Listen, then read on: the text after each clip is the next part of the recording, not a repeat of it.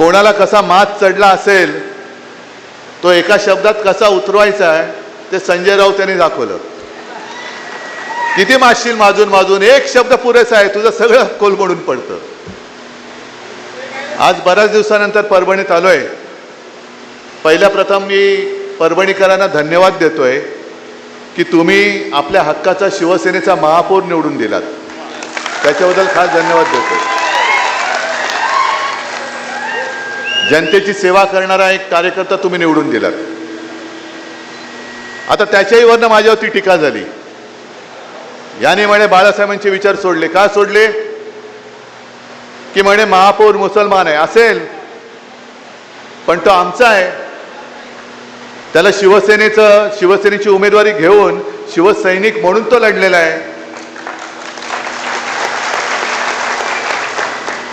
बरं, ज्यांनी माझ्यावर टीका केली की यांनी म्हणे मुस्लिम महापौर दिला, बाळासाहेबांचे विचार सोडले, मग त्या गदड्यांना विचारायचं, तुम्ही कालच्या विधान परिषदेमध्ये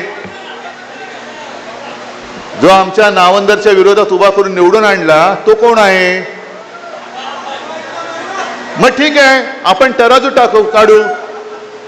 त्याने निवडून दिलेला आमदार, त्याची पार्श्वभूमी काढा, त्याच्यावरती तो कुठे काय केस खटले बिटले होते, तुरुंगात होता का ते काढा. आणि एका त्या महाराजांच्या कीर्तनासाठी स्वतःची शेती पीक काढून ती जमीन उपलब्ध करून देणार आमचा महापौर बघा.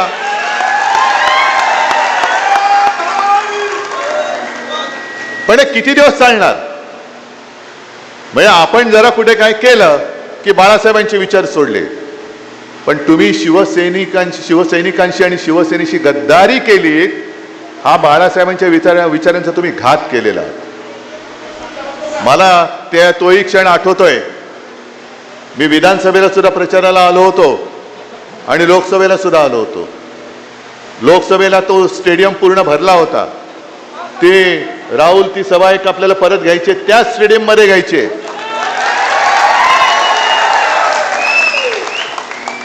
आणि पाऊस आला होता ना. पण त्या पावसात सुद्धा ना तुम्ही आलात ना मी आलो. आणि मला काय अभिमान वाटत होता की दोन्ही जणांना, एका बाजूला राहुल होता, दुसऱ्या बाजूला कोण? जरा गोंधळलं मी, कारण काय नवीन तुम्ही नावं ठेवता. काय आताच तो होता. आता मला काय माहित की वाघाचं कातडं पांघरलेला हा काय, जरा मला शब्द पाठ करायला त्रास होतो. वाघाचं कातडं पांघरलेला कोण होता? तर मी काय करू? मी केले दोघांच्या हातवर. त्यातला एक हात राहुलनी जो पकडला होता तो वरच्या वर चांगला, अजूनही अभिमानाने. आणि दुसरा पळाला, विकास करण्यासाठी पळाले. मला पत्रकारांनी तेही विचारलं, विकास निधी. म्हटलं कोणाचा? मतदारसंघासाठी, मतदारांसाठी की स्वतःचा खासगी विकास निधी? कारण तो एक व्हिडिओ तो सुद्धा फिरतोय, विमानात बसलेत महाशय आणि बदाम वगैरे खात आहेत. म्हणजे शेतकरी बिचारा असाच उपाशी आहे. पण हे विकास करणारे लगेच प्रायव्हेट विमानामध्ये. कोणी दिला पैसा? प्रायव्हेट विमानातून चालले ते सगळे गाढवं. आपल्या इथला गाढव, बाजूचा आहे विदर्भातला एखादा, सगळे. आणि एवढ्या बेशरमपणाने तो व्हिडिओ टाकले की त्याच्यामध्ये तो एक दलाल पण दिसतोय, ज्यांनी खरेदी विक्री करतात ना, दलाल जे नाक्यावरती उभे राहतात, तसं तो दलाल पण दिसतोय त्याच्यामध्ये. पण हे बेधडक, म्हणजे कोणाची जनाची नाही, मनाची नाही, कोणाची पर्वा नाही, लाज लज्जा शरम सगळं गुंडाळून ठेवलंय आणि खाजगी विमानातून दिले. कुठून आणला पैसा?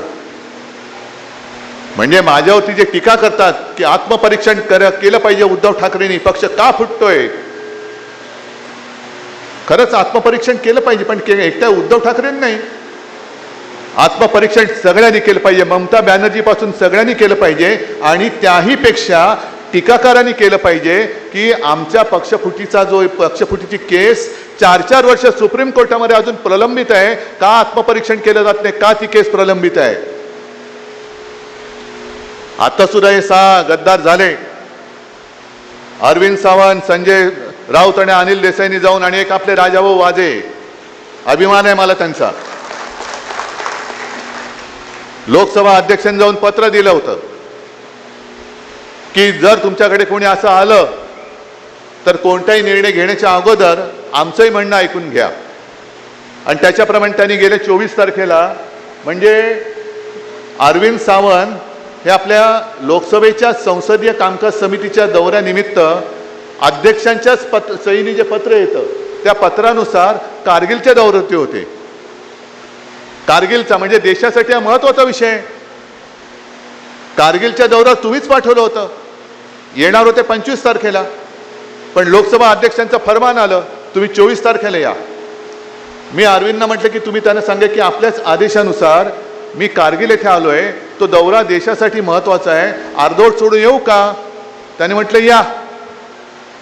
कारगिल गेलं खड्ड्यात.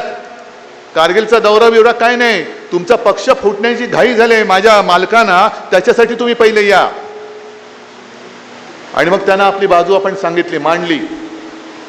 जी बाजू मी शिवसेना वर्धापन दिनाच्या निमित्ताने ती उल्हास बापट म्हणाले ती मी क्लिप ऐकवली होती, तुम्ही ऐकली असाल ती क्लिप. त्याच्यात स्पष्ट आहे, ते काय शेड्यूल 10 ना, त्याच्यामध्ये असं म्हटलेलं आहे की 2/3 लोकांनी, म्हणजे हा माझा पक्ष आहे, हा पक्ष इथून निवडून देतो, तेव्हा ते जाऊन तिकडे बसतात. तिकडे जाऊन बसणारे म्हणजे पक्ष नाहीत, ते आमचे प्रतिनिधी आहेत, लोकप्रतिनिधी आहेत. लोकप्रतिनिधी म्हणजे पक्ष नव्हे, जनता मतदार म्हणजे पक्ष आहे. आणि 2/3 जे सभासद असतात तिकडे लोकप्रतिनिधी असतात, ते जर का इकडून तिकडे गेले आणि दुसऱ्या पक्षात विलीन झाले तर त्याला कायदेशीर मान्यता मिळू शकते का? तर उल्हास बापटांनी म्हटले नाही. कायदे तज्ञ आहेत उल्हास बापट, बुजुर्ग आहेत. अशी माणसं फार थोडी राहिले ज्यांना कायद्याची, नुसते बुजुर्ग नाही तर कायद्याची काही बूज आहे, कायद्याची काही जाणीव आहे, कायद्याबद्दल काही आदर आहे, कायद्याचा अभ्यास आहे.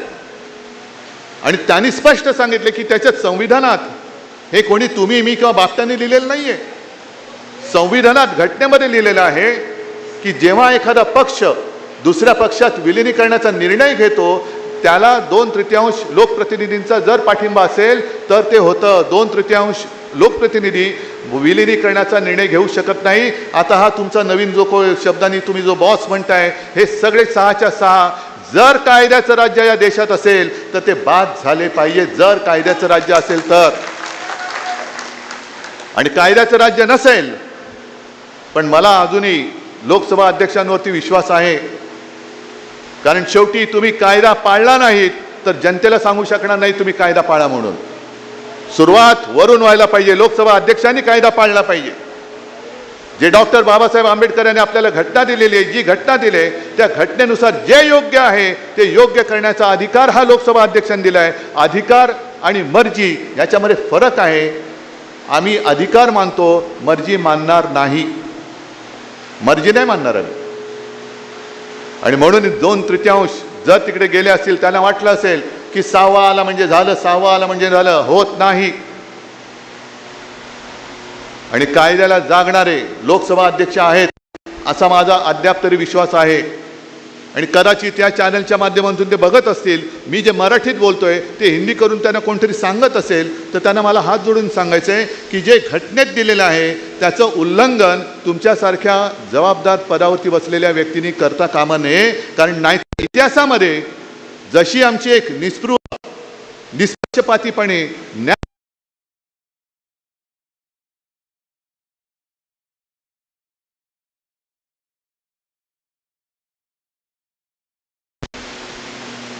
आणि मग राहतोय प्रश्न तो परभणीचा.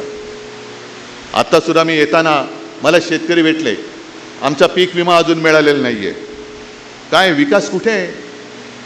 ज्या वेळेला इकडे गेल्या वर्षी अजून 1 वर्षही नसेल झालं, आपत्ती आली होती, प्रचंड पाऊस कोसळला होता, शेतकऱ्यांचं पीक तर वाहून गेलंच, घरदारं वाहून गेली, मुलांची वह्या पुस्तकं वाहून गेली आणि शेत जमीनच्या जमिनी खरवडून गेल्या होत्या अक्षरशः. म्हणजे ते सगळे खालचे दगडगोटे हे वरती आले होते. आत्ता जसे दगडगोटे गद्दार वरती आलेत तसे ते जमिनीतले दगडगोटे वरती गेले होते, आले होते आणि जमीनचा कस संपूर्ण मारून टाकला होता. जे म्हणतात उद्धव ठाकरे फिरले नाही, उद्धव ठाकरे फिरले नाही, मग तेव्हा कोण फिरलं होतं? मी आलो होतो ना तुमच्या इकडे. पण त्या दौऱ्यामध्ये माझ्यासोबत राहुल होता. हा कुठे होता? गद्दार. मोर्चाला नुसता तोंड दाखवायला आला होता. पण मी शेतकऱ्याच्या बांधावरती जाऊन आंबारस, तुम्ही बरोबर होतात, अनेक तुमच्यापैकी सुद्धा अनेक जण सोबत असतील, आपण शेतकऱ्याला जाऊन भेटलो होतो, बांधावर जाऊन भेटलो होतो, त्यांच्याबरोबर बोललो होतो आणि मग तिथून आपण मागणी केली होती की शेतकऱ्याला संपूर्ण कर्ज मुक्त करा. त्या कुठल्याही दौऱ्यामध्ये हा गद्दार नव्हता. उद्धव ठाकरेंनी आमच्याकडे लक्ष द्यायला पाहिजे होतं. मला पत्रकारांनी विचारलं, म्हटलं बरोबर आहे, जर लक्ष दिलं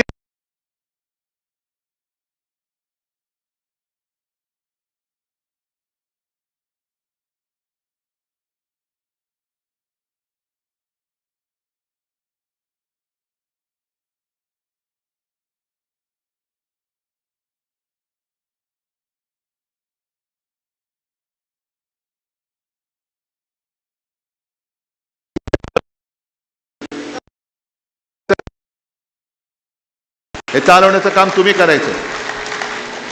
म्हणजे तुम्ही आतापर्यंत ज्याला प्रेम दिलं त्या प्रेमामुळे माजले आणि काही जणांची लायकी नसते, प्रेम ज्यांना परवडत नाही ना ते गद्दारी करतात. आणि जर का विकास निधीसाठी पक्षांतर केलं असेल तर मी काल सुद्धा म्हटलं, झालं आज यावर्षी RSSला 100 वर्ष झाली. 100 वर्ष. भारतीय जनता पक्षाला सुद्धा आणीबाणीनंतर जन्माला आलेला पक्ष आहे. त्याच्या आधी जनसंघ होता, खासदार आहे.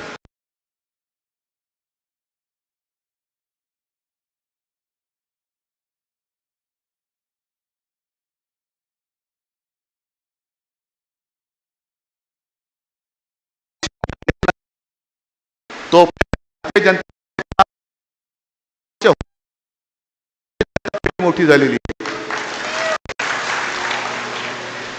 आणि त्यावेळेला फक्त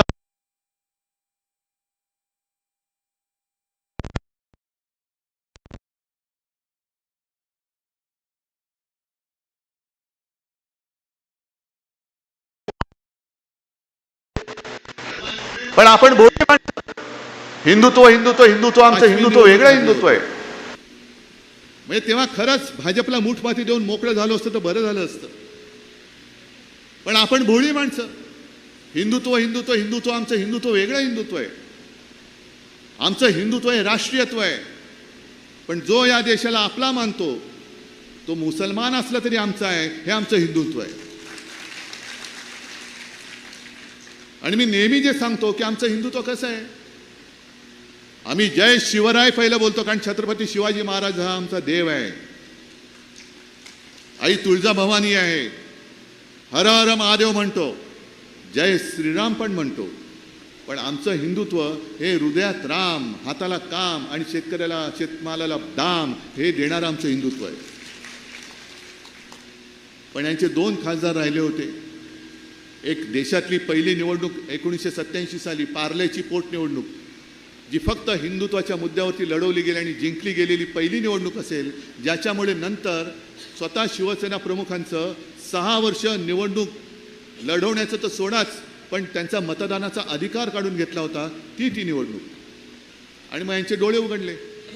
आज जे हिंदू हिंदू म्हणून बोंब मारतायत, तेव्हा त्यांनी गांधीवादी समाजवाद घेतला होता. गांधीवादी समाजवाद म्हणजे काय, काहीच माहिती नाही. आता गांधीजींपेक्षाही स्वतः मोठे व्हायला निघालेत.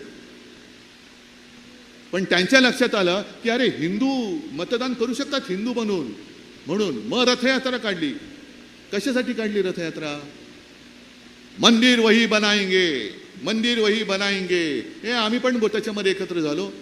स्वतः खैरे साहेब गेले, आपले सतीश प्रधान गेले, तेव्हा सावे होते, अनेक जण हे तिकडे गेले. बाबरी पाडली गेली, कारण कार सेवा करायचे. दुपारी जेव्हा माहिती आली, बातमी आली, मला वाटतं संजय तूच फोन केला होता बाळासाहेबांना, बाबरी पाडले म्हणून. आणि तेव्हा भाजपचे सुंदरसिंह भंडारी होते. त्यांनी जाहीर केलं हे आमचं काम नाही म्हणे. हे सगळे जे आता जे बोललात ना तुम्ही, कोण बॉस, तशी ती त्यांची ती टोळी आहे. त्यांची टोळी आहे. म्हणजे पहिल्या मी शब्द नाही वापरू इच्छित, तुम्ही समजून घ्यायचं. तशी ती त्यांची टोळी आहे. हे आमचं काम नाही म्हणे, हे शिवसैनिकांचं काम असेल.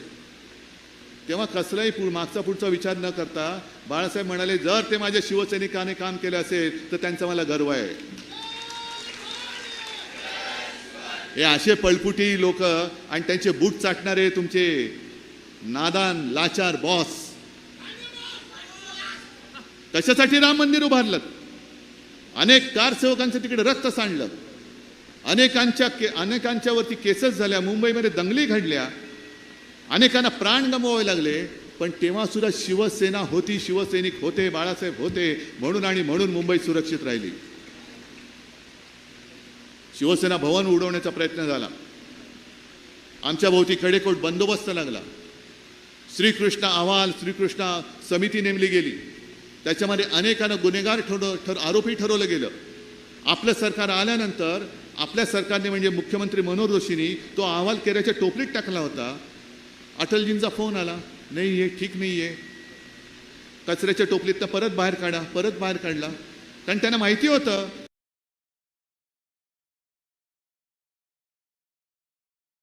की त्याच्यामध्ये एक सुद्धा भाजपचा कार्यकर्ता नव्हता. सगळे जे होते, ज्यांनी हिंदूंचं रक्षण केलं ते सगळे शिवसैनिक होते. सगळ्या केसेस होत्या ते शिवसैनिकांवरती होत्या. भाजपचा एक सुद्धा कार्यकर्ता त्याच्यात नव्हता. मग निधी गोळा, आणि आता कळते मंदिर वही बनाएंगे कशासाठी?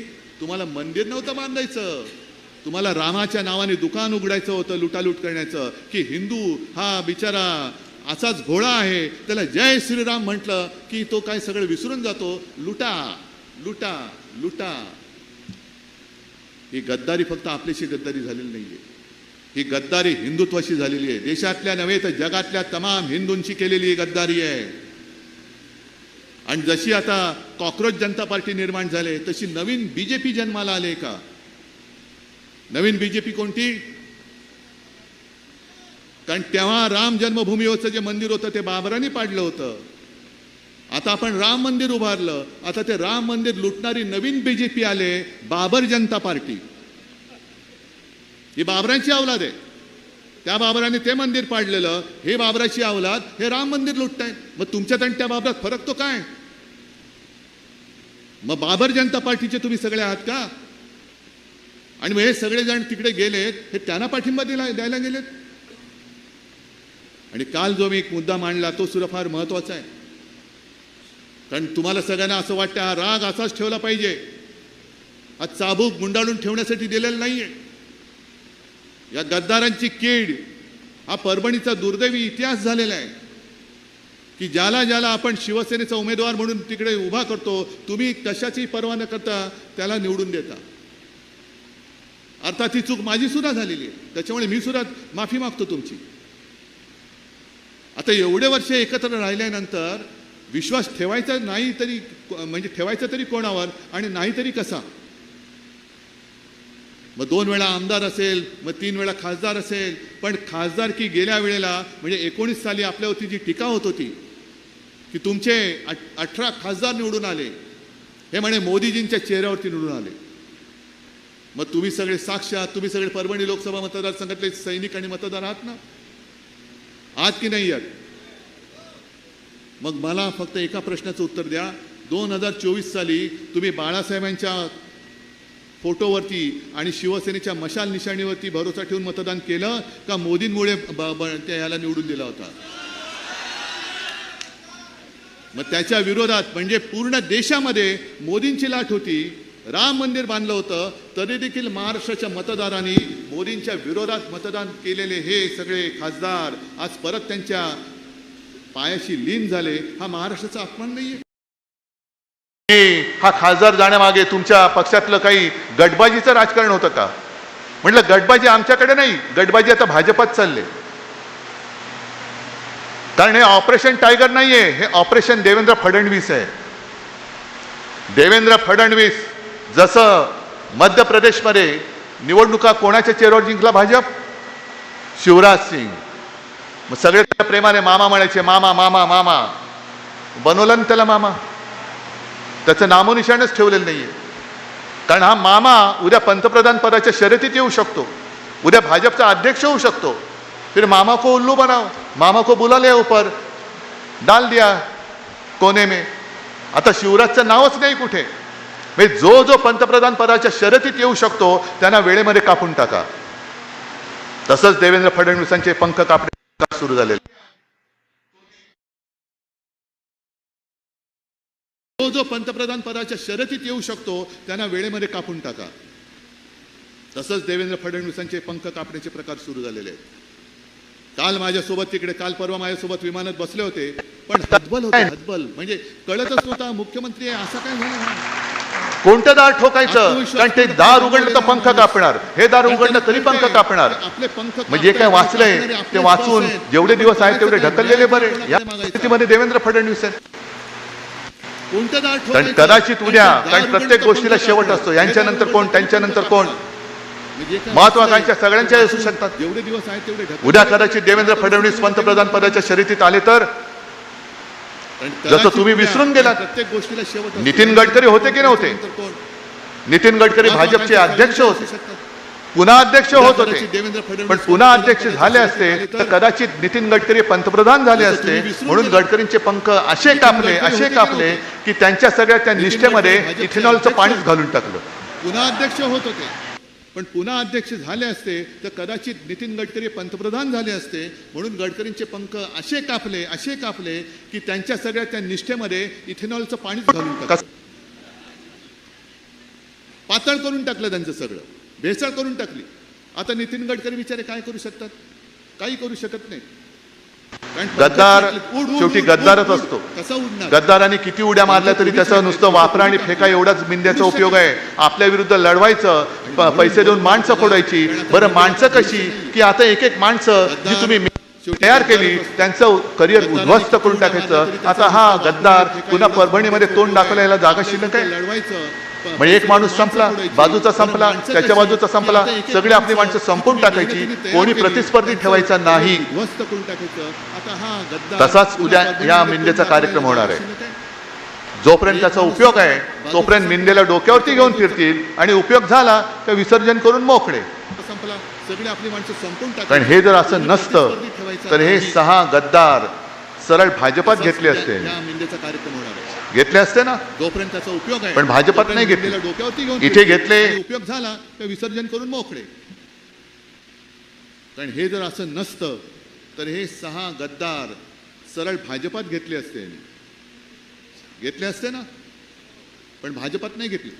इथे घेतले ते मिंदेकडे घेतले, तृणमूलचे घेतले ते त्यांच्या भलत्याच कुठल्या तरी पक्षात घेतले. का? कारण जर भाजपात घेतले तर भाजपाचा त्यांना पक्षादेश जारी लागू होईल आणि मग मतदान घेतलं तर पंतप्रधानपदी कोण पाहिजे, तर त्यांना झक्कत हे भाजपचा जो नाव असेल जे असेल त्यांना मतदान करावं लागेल. पण सगळे मोकळे असतील आणि मित्र पक्ष म्हणून असतील तर मग ते त्यांची मतं वेगळी ही मांडू शकतात. म्हणून हा डावपेच चाललाय. अंतर्गत गटबाजी ही भाजपामध्ये आहे, शिवसेनेमध्ये नाही आहे. आणि आता तर साफ झाले, आता कुठे दुसरा गट नव्हताच, एकटाच होता, तो गेला. आणि तुम्ही सगळे कट्टर शिवसैनिक हे माझ्यासोबत राहिलेला आहात. जगात जर्मनी असेल आहे, पण देशात परभणी काय आहे, काय असतं हे दाखवण्याची संधी पुन्हा तुम्हाला मिळालेली आहे. जो गद्दार होईल तो आम्ही गाडून टाकतो, जो गद्दार होईल तो आम्ही गाडून टाकतो. हा परभणीचा इतिहास हा परत नव्याने लिहिण्याची संधी तुम्हाला मिळालेली आहे. आणि आजपर्यंत आपला एक इथला आमदार यायचा, एक खासदार यायचा, बाकी एखादा दुसरा आला तर आला. कारण नेहमी मला असं सांगितलं जायचं की साहेब तो खासदार म्हणे खाली सेटलमेंट करतो की खाली तू वरती मी, त्याच्यामुळे खाली एक आपला परभणीचा हक्काचा सोडला तर बाकी सगळीकडे कोणी येतच नाही. आता मला परभणीतले सगळेचे सगळे आमदार निवडून पाहिजेत. सगळे तुम्ही जिथून जिथून आला असाल तिथले परभणी मला पूर्ण भगवा करून पाहिजे. आणि भगवा आपला अस्सल छत्रपती शिवरायाचा भगवा. या भगव्यावरती आपली निशाणी सुद्धा टाकू नका. निशाणीचे झेंडे हे वेगळे लावा, मशालीचे झेंडे वेगळे लावा, पण आपला भगवा जो आहे त्या भगव्यावरती एकही चित्र टाकू नका, एकही चित्र टाकू नका. कारण हा सुद्धा त्यांचा एक डाव आहे की भगव्यामध्ये गोंधळ उडवून द्यायचा. तुझा भगवा वेगळा, ह्याचा भगवा वेगळा. नाही, भगवा हा एकच, हिंदुत्वाचा भगवा, शिवरायाचा भगवा, शिवसेनेचा भगवा हा फक्त आणि फक्त भगवा आहे. त्याच्यावरती दुसरं कोणतेही चित्र असता कामा नये, हे ठेवायचंच नाही. मशाल निशाणी जशी धनुष्यबाण होती, आज मशाल आहे. आणि भगवा स्वतःच एक मशालीसारखा आहे. जर लांबून पाहिला उन्हामध्ये फडकणारा भगवा तो ती तळपणाऱ्या मशालीसारखा दिसतो. तो मशाल, तो भगवा, तेवढी ओळखच खाली आपली पुरेशी आहे. आणि या मशाली आता फक्त झेंड्यापुरत्या किंवा निशाणीपुरत्या असता कामा नयेत. या गद्दारी विरुद्ध पेटलेल्या मशाली मला तुमच्या हृदयामध्ये धगधगत्या दिसल्या पाहिजेत आणि या निष्ठेच्या मशालीनी ही गद्दारी जाळून खाक करण्याची ताकद ही तुमच्यामध्ये आहे आणि ती तुम्ही बजावल्याशिवाय राहणार नाही हा विश्वास बाळगतो आणि आपली रजा घेतो. जय हिंद, जय मित्रांनो, महाराष्ट्र. हे होते उद्धव बाळासाहेब ठाकरे. उद्धव बाळासाहेब ठाकरे आज ज्या पद्धतीने मैदानामध्ये उतरलेले आहेत, तेच उद्धव बाळासाहेब ठाकरे जर अगोदर मैदानामध्ये उतरले असते तर मित्रांनो आज त्यांचे 6 खासदार त्यांना सोडून कदापिही गेले नसते. आणि याच्याही पेक्षा महत्त्वाचं काय आहे, याच्याही पेक्षा महत्त्वाचं आहे की उद्धव बाळासाहेब ठाकरे यांनी शेतकरी कर्जमाफीचा मुद्दा हातामध्ये घेतला पाहिजे, जो अत्यंत महत्त्वाचा आहे. कारण शेतकऱ्यांना कर्जमाफी जर उद्धव बाळासाहेब ठाकरे यांनी आता जर मिळवून दिली, अगोदर त्यांनी दिली 100% मान्य आहे, 100% गुण आहेत, 10 पैकी 10 गुण आहेत. आता जर परत विरोधी पक्ष म्हणून मैदानामध्ये उतरून जर सरकारला कर्जमाफी देण्यास जर भाग पाडलं तर 2029ला उद्धव ठाकरे महाराष्ट्राचे मुख्यमंत्री राहतील. आपलं मत कळवा. जय महाराष्ट्र.